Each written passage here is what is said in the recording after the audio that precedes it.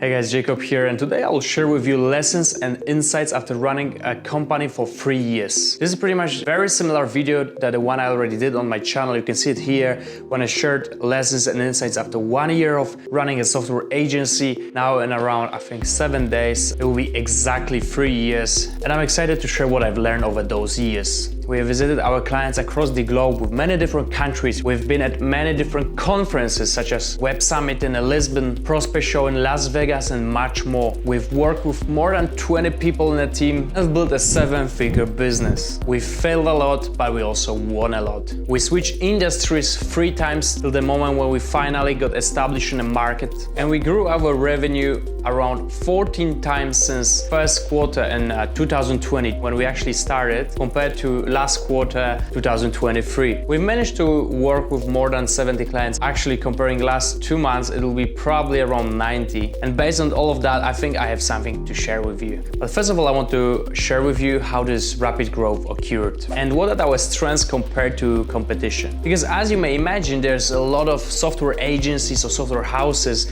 around the globe. I'm getting emails on a daily basis from people who want to help me with build a website, build a product, or get some new team members for a body leasing. So first of all, it's popularity. When we started, we already been recognizable in social media. So I've managed to build an Instagram profile with around 100,000 followers, and I've started building this YouTube channel. So right now we are at 5,000 followers. Obviously this will be growing, and that was actually first thing that really helped us to get the clients and get popularity. And now we are of course focused on this. So I can highly recommend building your brand also across social media platforms. Unique. So yeah, our niche, we are building custom software solutions for marketplaces. And again, we pivoted 2 times before we tried other industries, didn't work out. So that's really differentiate us from other software agencies. Know-how. So once we created many different solutions for our clients in this industry, in this niche, we got a unique know-how, and we are 10 times faster than other software agency when it comes to building products, integrations related to marketplaces such as Amazon. Team, our strength is definitely the team. We only hire A+ players. It means best of the best. We don't want to work with unexperienced developers. We only hire people after universities who are passing our complex recruitment process. Network, this is something very important you have to build from scratch. Right now we have a huge network, around 7-8 figure sellers on Amazon, businesses around Amazon, such as Amazon agencies and Amazon service providers and Amazon tools. So all of that, this is actually our network. It allows us to get more clients, more projects, and basically it gives us a lot of trust in the industry. And I would also highly recommend you guys to do that. Once you build a company around specific industry, specific niche, it might be automotive, go to the first, talk to people, be nice to them, and then start to work with them. And this will definitely help you. Bootstrap, I mean, in our case, lack of external financing really helped. We don't have any venture capitalists who put initial fund into our business. We are fully bootstrapped, and for us, this really helped because we could decide what we want to do next. We didn't have anyone who told us what to do. So it might not be for everyone, especially products companies, but for service companies such software agency, software house, it definitely helped. Now, what have I learned in the last 3 years? The first section that I want to cover is basically topics related to business. Then we'll talk about the relationships in the business, and then we'll talk about you. So first of all, when it comes to business, I can tell you that you can start very quickly. You don't have to wait till you get your experience from a corporate job. In most cases, your seniority doesn't really matter. You can start as soon as possible. I mean, I haven't finished the university and I already started this agency. I gained some experience working for 3 different companies, started to freelance, and then built Logic. And I can tell you, you don't have to wait. I have so many friends who tell me, hey, first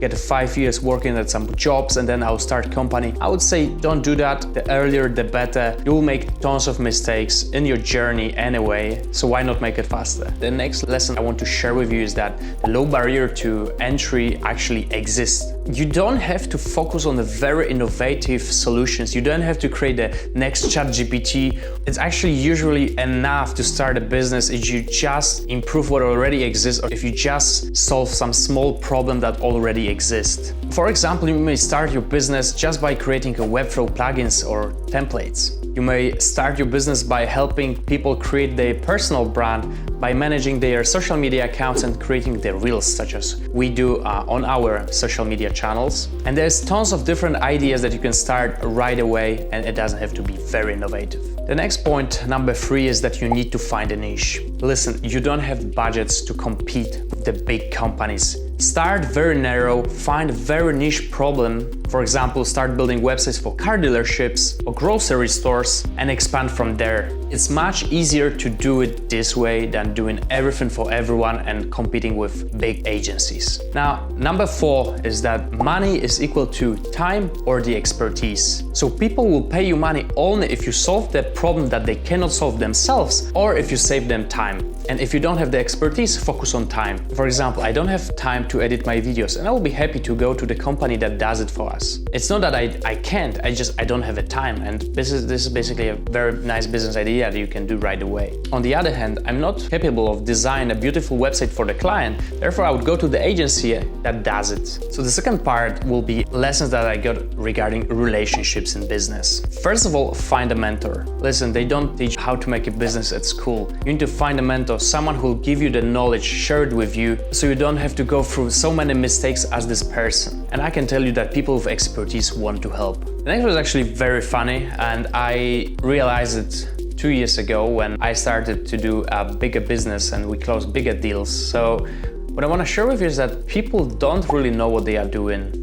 After talking to hundreds of clients and other business owners, I realized that everyone is actually acting. All self-confidence that you see in the people is just like an artificial shell. Even the greatest authorities are usually lost in what they are doing. People just do things and actually in the end they work out. So if you're scared that you don't know what to do, just do it and then things will work out. The third one regarding relationship is that reputation is one of the most important things. So building your personal brand is very crucial from as early as possible. I started building my personal brand when I was in high school, and actually this paid off because in the end people buy from people. It's never business buy from business. In the end, behind the decisions are people. If you have a strong brand, people will want to work with you. People will want to buy from you because you're the perfect fit, especially in the B2B sector. Number 4 regarding relationship is business is equal to network. And this is something I already said about personal brand. It's really connected to each other